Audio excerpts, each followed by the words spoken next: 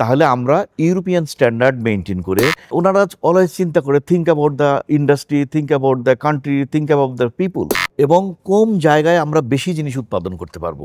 So এখন পর্যন্ত তারা ঠিক কিভাবে নিজেদেরকে পার্থক্য করে দেখাতে পারছে?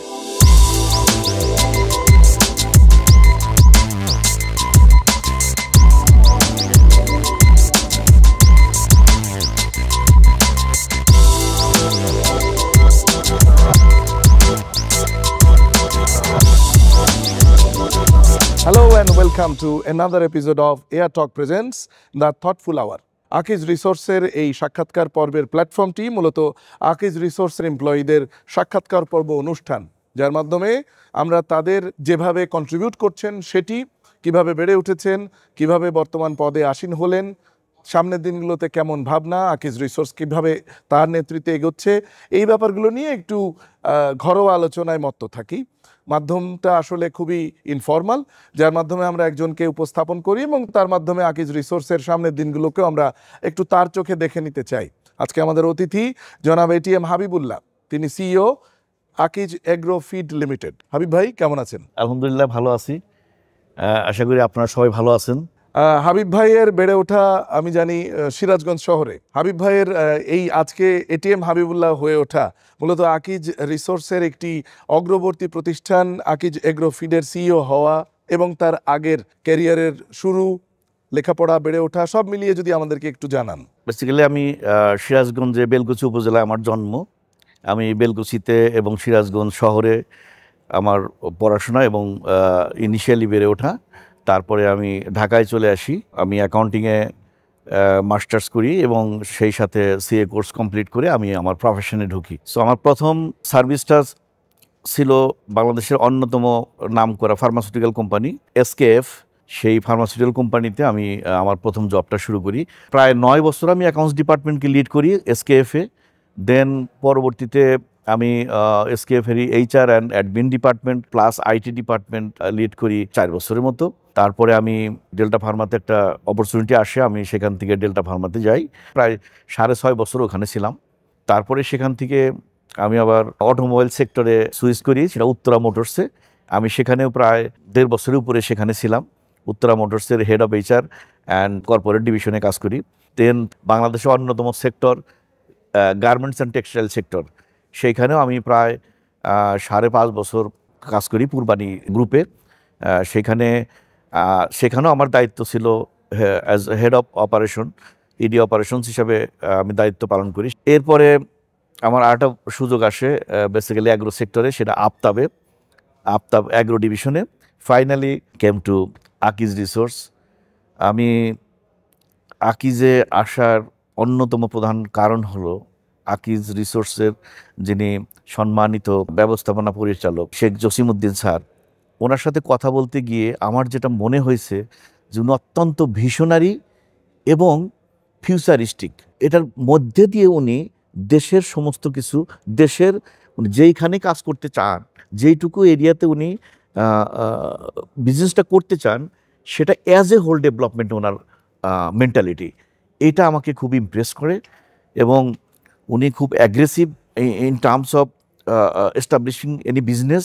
উনি অনেক বড় করে চিন্তা করে, ওয়ার্ল্ড ক্লাস চিন্তা করে। ধন্যবাদ। আপনি আসলে রাইটলি অনেক কিছুই বলেছেন আমাদেরকে। আপনার ক্যারিয়ারের শুরুটা আসলে এমন প্রতিষ্ঠানগুলো থেকে শুরু হয়েছে যেখানে কাজ করলে একটা ফ্রেশারের অনেক রকমের মেন্টাল আপলিফটমেন্ট হয়, এবং এসকেএফ বা অটোমোবাইল সেক্টর এবং তারপরেও আফতাব, যে ধরনের এগ্রো ফিড ইন্ডাস্ট্রিতে আপনার গ্রুমিংটা হয়েছে, আকিজ রিসোর্সে জয়েনিংয়ের আগে আপনি আপনার টোটাল প্রায় 30 বছর plus experience, 35 years. So 35 years এক্সপেরিয়েন্সের আমাদের আজকের হাবিবুল্লাহ সাহেব যে লেভেল পর্যন্ত এসে পৌঁছেছেন, সেখানে আমরা আসলেই খুবই কৃতজ্ঞ আমাদের শেখ জসিমউদ্দিন স্যারের প্রতি, যে তাকে নিয়োগ দিয়ে আকিজ এগ্রো ফিড লিমিটেডকে একটা ডিফারেন্ট ডাইমেনশনে আসলে নিয়ে যাওয়ার রাস্তা তৈরি হয়েছে। আমি আসলে আপনার আগেকার কথার সূত্র ধরে বলি যে আপনি তো ফিড এবং ধরেন এগ্রো সেক্টরে আপনার ক্যারিয়ারটাকে এখন ব্যবহার করছেন, টেনে নিয়ে এসেছেন। সো আসলে শুরুতে তো এক ধরনের কোনো স্পেসিফিক প্ল্যান ছিল না। So how do you feel about that transformation? Basically আমি আমার ক্যারিয়ারে at the end of this level just আমি মনে করি যে এটা আমাদের আমার জন্য একটা অনেক বড় একটা সুযোগ। এখানে জয়েন করার পরে এমডি স্যারের সাথে আমার অনেক বিষয়ে ইন্টারাকশন হয়েছে, প্লাস অনারেবল চেয়ারম্যান ম্যাডামের সাথেও আমার অনেকবার ইন্টারাকশনস হয়েছে। ওনাদের নিজের জন্য কোনো চাহিদার কথা আমি কোনোদিন শুনি নাই। ওনারা অলওয়েজ চিন্তা করে think about the industry, think about the country, think about the people, যাদের জন্য আমরা কাজ করব। তো ওনারা বেস্ট জিনিসটা আমাদের কাস্টমারদেরকে বা সবাইকে, মানে কাস্টমারদেরকে দিতে চান। এটা আমার কাছে খুব ভালো লেগেছে।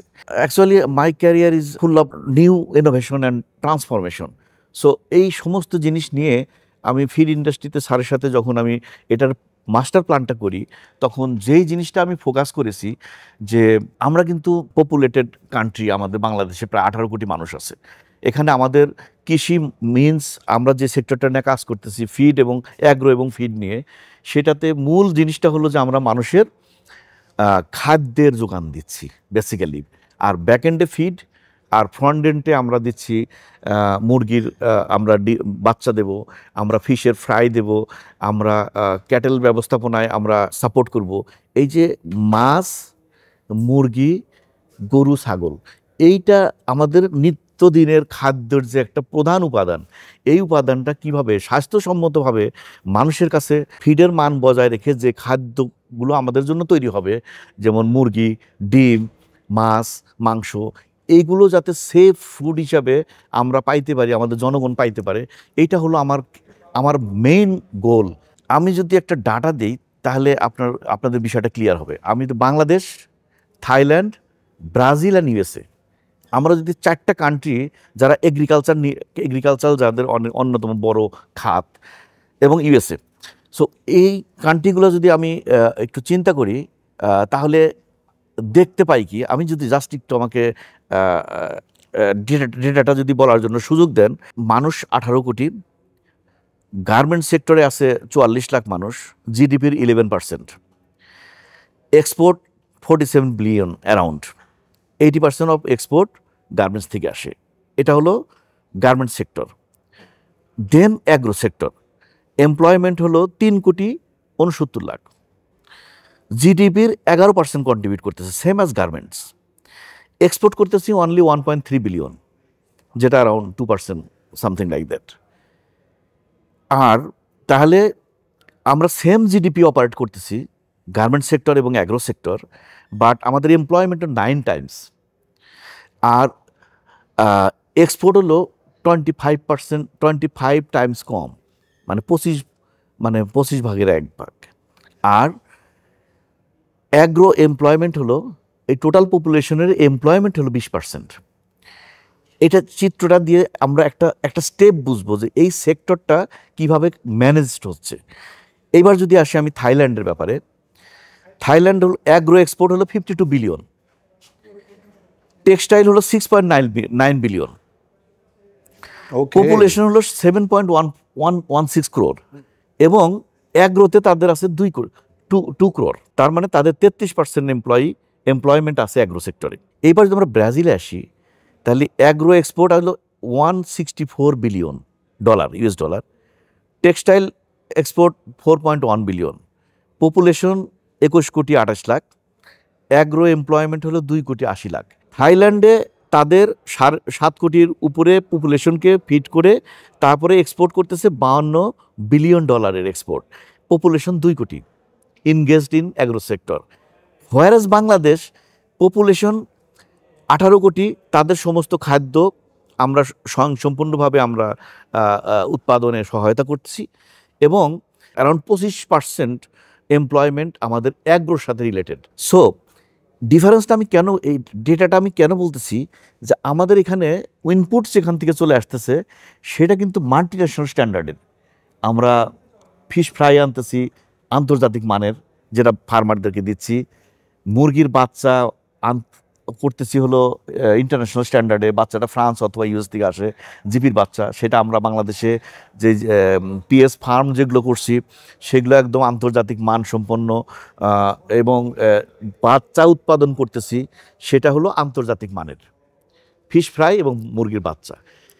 এরপরে ফিড যা আমরা উৎপাদন করতেছি সেটাও আন্তর্জাতিকভাবে। আমাদের আকিজ ফিডের কথা যদি আমি বলি, তাহলে আমরা ইউরোপিয়ান স্ট্যান্ডার্ড মেনটেন করে আমাদের প্ল্যানটাকে আমরা এমনভাবে সাজিয়েছি যে এ টু জেড আমরা একটা কোয়ালিটি মেনটেন করে অটোমেটেড সিস্টেম এবং টেকনোলজির মাধ্যমে আমরা উইদাউট হ্যান্ড টাচ আমরা ফিডটা করতেছি। তাহলে আমি বলতে পারি ইনপুটস যেটা যাচ্ছে ফার্মারের কাছে এটা আন্তর্জাতিক মানসম্পন্ন। এরপরে আসি আমাদের যে প্রোডাকশন প্রসেস, সেটা পোলট্রি হোক, ফিশ হোক, ক্যাটেল ম্যানেজমেন্ট হোক বা ক্যাটেল হোক, এইখানে এসে আমরা আমাদের এই জায়গাটাকে ট্রান্সফর্ম করতে পারি নাই। এটা আমরা গতানুগতিক ধারা থেকে অল্প একটু আপগ্রেডেশন হয়েছে আমাদের, কিন্তু ওই লেভেলে আপগ্রেডেশন হয় নাই যেই লেভেলে থাইল্যান্ড এবং ব্রাজিল হয়েছে। না, আমাদের দেশে তো কিছু লিমিটেশন আপনি বলবেনই, কারণ আমরা খুব ছোট, আমাদের একটা ল্যান্ড এরিয়া, তার ভিতরে আসলে অনেক রকমের ইনোভেশন আছে বলে আমরা এখন পর্যন্ত বেঁচে পড়তে আছি। আসলে আপনি যেসব দেশগুলোর কথা বললেন সেই প্রসঙ্গে আমি হয়তো বা প্রশ্নই করতাম, কিন্তু আপনি অনেক আগেই ভালো হয়েছে যে বলে দিয়েছেন। আমরা একটা জায়গায় খুব করতে চাচ্ছি যে পোলট্রি, ফিশ বা ক্যাটেল, এই ধরনের 3 ধরনের সেগমেন্টে তো আকিজ এগ্রোফিড লঞ্চ হয়েছে। সো এখন পর্যন্ত তারা ঠিক কিভাবে নিজেদেরকে পার্থক্য করে দেখাতে পারছে? বেসিক্যালি আমাদের, আমি যেটা বলতেছিলাম আগের বক্তব্যে, যে ইনপুটস আমরা আন্তর্জাতিক মানের ইনপুটস দিচ্ছি, but production management system, farm or pond management or cattle management, এই সমস্ত জায়গায় আমরা খুবই কম ট্রান্সফরমেশন হয়েছে, এখানে ইন্ডাস্ট্রিয়ালাইজেশন হয়েছে অথবা কমার্শিয়ালাইজেশন হয়েছে। আমরা বেসিক্যালি এই জায়গাটায় সরকার কাজ করতেছে, আমরা প্রাইভেট মানে যারা এন্টারপ্রেনার্স আছি তারা সবাই মিলে কাজ করছি। করে আমার ব্যক্তিগতভাবে যেটা মনে হয় এবং আমি যেটা নিয়ে কাজ করতেছি, সেটা যেটা আমি করার চেষ্টা করব আকিজ ফিডের বা আকিজ অ্যাগ্রো ডিভিশনের মাধ্যমে, সেটা হলো যে we are studying Thai systems and process এবং প্রোডাকশন। তারপরে আমরা ব্রাজিলটাই করব, কারণ ব্রাজিল হলো সবচেয়ে কস্ট ইফেক্টিভ প্রোডাকশন করতে পারে। ওকে, থাই হলো ওই প্রোডাকশন কস্ট ইফেক্টিভ করতে পারে, অ্যাজ ওয়েল অ্যাজ তারা প্রসেস করে সারা ওয়ার্ল্ডে এটাকে এক্সপোর্ট করতে পারে। এই দুইটা ক্যাপাবিলিটি দুইটা কান্ট্রি আছে, রাইট। তো আমরা বেসিক্যালি এই ব্রাজিল এবং থাইল্যান্ডের মডেলটার মধ্যে যদি বাংলাদেশ পার্সপেক্টিভে আমরা একটা মডেল দাঁড় করাতে পারি, তাহলে আমাদের প্রোডাক্টিভিটি অটোমেটিক্যালি 25-30% বেড়ে যাবে, কস্ট কমে যাবে, সহজলভ্য হবে এবং কম জায়গায় আমরা বেশি জিনিস উৎপাদন করতে পারবো। আমরা আকিজ ফিড 2024 ডিসেম্বরে লঞ্চ করি এবং 8 মাস অর্থাৎ লাস্ট আগস্ট মাসে আকিজ ফিড 10,000 টন সেলের একটা বিশাল রেকর্ড করে ফেলেছে। সো যে ধরনের উদ্যোগ বা যে ধরনের নীতি কৌশল অবলম্বন করে হাবিব ভাই কাজটা করলেন, আমি হাবিব ভাইকে একটু পয়েন্টিং করতে চাই যে সেই ব্যাপারটা যদি আমাদের কাছে একটু হাইলাইট করেন, যে কি এমন জাদু, কি এমন ফান্ডা যার বিনিময়ে আপনি আসলে কৃষক এবং উদ্যোক্তার এত দ্রুত আস্থা অর্জন করতে পেরেছেন? যে কোনো প্রতিষ্ঠানের পণ্যের সেলসটা হলো এন্ড রেজাল্ট। তার আগে যদি আমি একটু ফিরে আসি, এই পণ্যটা কোন মানে করা হয়েছে, এই পণ্যটার গুণগত মান কি, এই পণ্যটা আমি কাদের কাছে পৌঁছাচ্ছি, সেটা কিভাবে আমি পৌঁছাচ্ছি, এই পণ্যটার সাথে সাপোর্ট কি জড়িত আছে, বা ইন্ডাস্ট্রিয়াল ডেভেলপমেন্টের জন্য আমি কি কাজ করতেছি এই পণ্যটার সাথে পাশাপাশি, সেটা অনেক ইম্পর্টেন্ট। তো আমরা যখন আন্তর্জাতিক মানের এবং অত্যন্ত কোয়ালিটিফুল প্রোডাক্ট তৈরি করছি, সেটার আমার ডিস্ট্রিবিউশন চ্যানেল, অত্যন্ত ভালো ডিস্ট্রিবিউশন নেটওয়ার্ক আছে আমাদের। প্রায় আমাদের 1 বছর হয় নাই এখনও, 10 মাস 11 মাস চলছে। আমাদের 20টা ডিস্ট্রিবিউশন আছে, ডিপুট আছে সারা বাংলাদেশে। সো আমাদের প্রোডাক্ট আমরা এই 10 মাসের মধ্যে বাংলাদেশের আনাচে কানাচে প্রত্যেকের কাছে আমরা পৌঁছাতে পেরেছি। এটা হলো একটা। সেকেন্ড হলো যে আকিজ কি নিয়ে এসেছে এবং কি জন্য নিয়ে এসেছে, আমরা ওইটাতে অনেক বেশি জোর দিয়েছি। কারণ আমার পণ্যটা যদি সঠিক ব্যবস্থাপনার মাধ্যমে যদি ফিড করে, যেই প্রাণী যে যাদেরকে লালন পালন করতেছে, মৎস্য অর পোলট্রি অর ক্যাটেল, তাদের ব্যবস্থাপনা, তাদের যদি দেখভাল যদি ওইভাবে মানসম্পন্ন না হয়, তাহলে ওইটার গ্রোথ প্রোডাক্টিভিটি ঠিক হবে না। বেসিক্যালি আমরা কাজ করতেছি ওই জায়গাটায়। তার মানে কিন্তু বাজার ব্যবস্থাপনার কমপ্লিট ইকোসিস্টেমটা নিয়ে হাবিব ভাই আপনাদেরকে কাজ করতে হচ্ছে। সো সিইও হিসেবে আমি জানি যে শুধুমাত্র সেলসের অ্যাচিভমেন্ট পার্টটুকু তো আপনার ব্যাপার না, আরও বেশি কিছু আছে। যদি আমি বলি যে কাঁচামালের ব্যাপার, যদি আমি বলি আমদানি নির্ভরতা বা সাপ্লাই চেন, এই ব্যাপারগুলোকে কিভাবে আপনারা সমন্বয় করতে? এই ইন্ডাস্ট্রির কয়েকটা চ্যালেঞ্জ আছে, তার মধ্যে একটা হলো যে কাঁচামালের প্রাপ্যতা। কাঁচামাল আসলে দেশি কিছু এবং বিদেশি কাঁচামালের উপরে আমরা নির্ভরশীল। এটার সাপ্লাই চেইন ডিসরাপশনটা আমাদের মাঝে মাঝে খুব বিপদে ফেলে দেয়, এবং সঠিক মানের কাঁচামাল যেটা আমাদের প্রোডাকশনে আমরা ইউজ করব, সেটা আমরা অত্যন্ত চুজি এইখানে। এবং আমাদের এই ম্যাটেরিয়াল গুণগত মান পরীক্ষা করার জন্য আমাদের আন্তর্জাতিক মানের ল্যাব আছে। আমি একটা প্রশ্ন আসলে বারবার ভাবছি করব, প্রশ্নটা অবশ্যই আকিজ রিসোর্সের ইনবিল্ড একটা সেটআপের এই পার্ট। আকিজ রিসোর্স সবসময় সক্ষমতা বৃদ্ধির ক্ষেত্রে বেশি উদ্যোগ নিয়ে থাকে। আকিজ এগ্রো ফিড লিমিটেডের সিইও হিসেবে এই কমিউনিটি, কৃষক বা ডিলার এই লেভেলে সক্ষমতা বৃদ্ধির ব্যাপারে মানে শিক্ষা, প্রশিক্ষণ, এই ব্যাপারটিতে কি আকিজ ফিড কোনো ভূমিকা রাখছে? আকিজ ফিড যেটা করেছে সেটা ডিফারেন্ট ওয়েতে এবং ভেরি ডাইনামিক ওয়ে। সেটা হলো যে আমরা শুরুতেই আমাদের এখন 250 মতো ফিল্ডে আমাদের স্টাফ আছে, অফিসার্স অ্যান্ড ম্যানেজার্স, যারা রুট লেভেলে কাজ করতেছে। তার মধ্যে 80 জনের উপরে ভেটেরিনারি ডাক্তার আছে। তো আমরা এই 250 সংখ্যাটাকে আমরা আরও 100 বৃদ্ধি করে 350 সংখ্যায় নিয়ে যাব।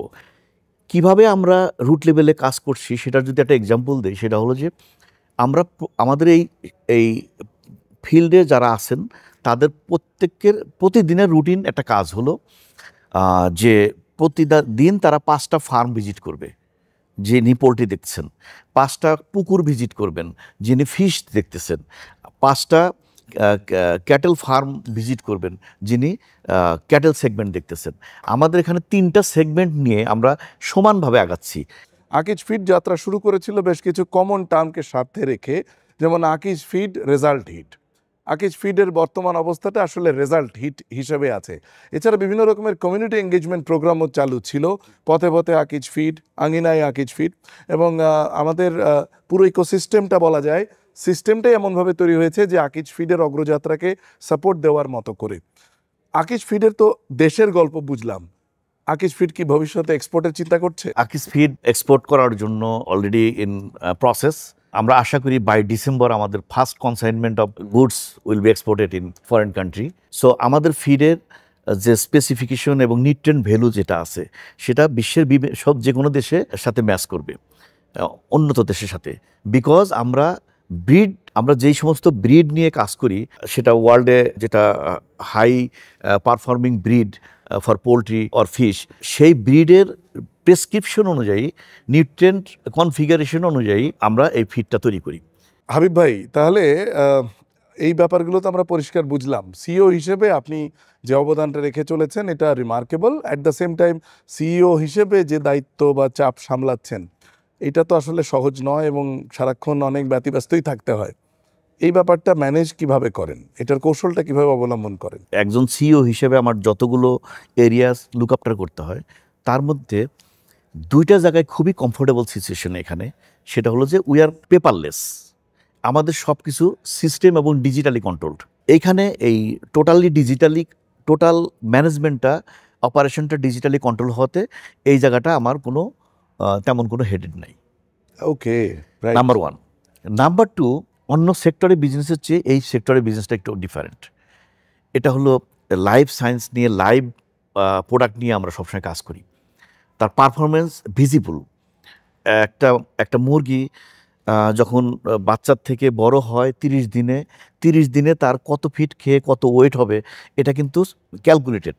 আর একটা বিষয় হলো যে আমাদের দেশে সিজনাল ভেরিয়েশন যেটা আমরা বেসিক্যালি 3-4টা ভেরিয়েশন, মেজর ভেরিয়েশন আমরা দেখি এনভায়রনমেন্টালি। ওই সমস্ত চ্যালেঞ্জগুলো মাথায় রেখেও কিন্তু আমাদের এই পুরো কর্মযজ্ঞকে ওইভাবে টিউন করতে হয়। এই জন্যে এই ইন্ডাস্ট্রিটা অন্য ইন্ডাস্ট্রিজ একটু ডিফারেন্ট। এই জন্য আমার as a agro sector CEO আমার স্ট্রেস বা আমার ফোকাস কিন্তু ম্যাক্সিমাম টাইমই থাকে হলো ফিল্ড রেজাল্ট, ফিড পারফরমেন্স এবং প্রোডাক্টিভিটি, এই সমস্ত জিনিস। পারফেক্ট। আসলে হাবিব ভাইয়ের যেভাবে ক্যারিয়ার ডেভেলপমেন্ট হয়েছে এবং হাবিব ভাই যেভাবে আকিজ ফিডের সিইও হিসেবে দায়িত্ব পালন করছেন, এই সাক্ষাৎকার পর্বটা যারা দেখবেন তারা মূলত অনেক বেশি লোভাতুর হয়ে থাকবেন যে নিশ্চয়ই ক্যারিয়ার এমনই হওয়া উচিত। সেই ধরনের নতুন নেতৃত্ব যদি কাউকে বলা হয় যারা ক্যারিয়ারে এই ফিডের সিইও হতে চান ভবিষ্যতে, তাদের প্রতি কি স্পেশাল কোনো মেসেজ রাখতে চান? আমি যেটা মনে করি, আমরা কিন্তু বাংলাদেশে ব্যবসা করলেও বাংলাদেশে যে কোনো একটা এসবিও মানে রান করলেও আমরা কিন্তু গ্লোবাল এনভায়রনমেন্টের মধ্যে আছি। এজন্য আমি always I studied about the global developments and the changes related to this sector. এটা আমার মেইন একটা প্রতিদিনের কাজের মধ্যে এটা আমার মনে করতে পারেন নাম্বার 1। নাম্বার 2 হলো আমরা হিউম্যান যেমন বিভিন্ন ধরনের অসুখ বিসুখ, সিজনাল এনভায়রনমেন্ট আমাদেরকে ইম্প্যাক্ট করে, এরকম প্রাণী যেই প্রাণীগুলো নিয়ে অ্যানিম্যালসগুলো নিয়ে আমরা কাজ করি, সেটাও তারাও এই এনভায়রনমেন্টাল চ্যালেঞ্জটাকে তারা ফেস করে। এটা নিয়ে কিন্তু রিসার্চ হচ্ছে, অহরহ রিসার্চ হচ্ছে। সেই রিসার্চের যারা টপ লেভেলের রিসার্চ যা পাবলিকেশনসগুলো আছে, সেই পাবলিকেশনসগুলোর উপরে আমাদের ফোকাস থাকতে হয় অ্যাজ এ সিও, বিকজ ওই চেঞ্জেসটা আমি যত দ্রুত অ্যাডাপ্ট করতে পারবো, যত দ্রুত ওইটার আমাদের বাংলাদেশের পার্সপেক্টিভ ওইটা আমাদের এখানে অ্যালাইন করতে পারবো অথবা ইম্প্যাক্টফুল করতে পারবো, তত দ্রুত আমি কিন্তু ভালো রেজাল্ট পাবো। সো হাবিব ভাইকে ধন্যবাদ, আর আগামীতে নিশ্চয়ই আরো ভিন্নতর আলাপ আপনার সাথে হবে। আপনাকেও ধন্যবাদ, এবং আমি সেই সাথে আমি আকিজ রিসোর্সের সম্মানিত চেয়ারম্যান ম্যাডাম এবং এমডি স্যারকেও আমি আমার আন্তরিক ধন্যবাদ জানাচ্ছি, আমাকে ফুল ফ্রিডম নিয়ে কাজ করার যে সুযোগটা আমাকে দিয়েছেন। এবং আমার স্বপ্ন ওনাদের সাথে আমি শেয়ার করেছি। আমার স্বপ্ন হলো to transform this agro sector into a modern সিস্টেমে নিয়ে যাওয়ার জন্য আমার এই লাইফের এটা একটা অবজেক্টিভ। এই অবজেক্টিভটা ফুলফিল করার জন্য ওনারা আমাকে যে সুযোগ দিয়েছেন, আমি এই সুযোগ কিভাবে আমি দেশের জন্য, এই ইন্ডাস্ট্রির জন্য কাজে লাগাতে পারি, at the end of my career I think seriously কাজ করে সবার সহযোগিতায় অভিষ্ট লক্ষ্যে পৌঁছতে পারবো। ধন্যবাদ হাবিব ভাই। এই সাথে শেষ হচ্ছে আজকের air talk presence the thoughtful hour. আগামীতে অন্য কোনো আকিজ রিসোর্সের অতিথিকে নিয়ে আপনাদের সামনে হাজির হব। সে পর্যন্ত সবাই ভালো থাকবেন।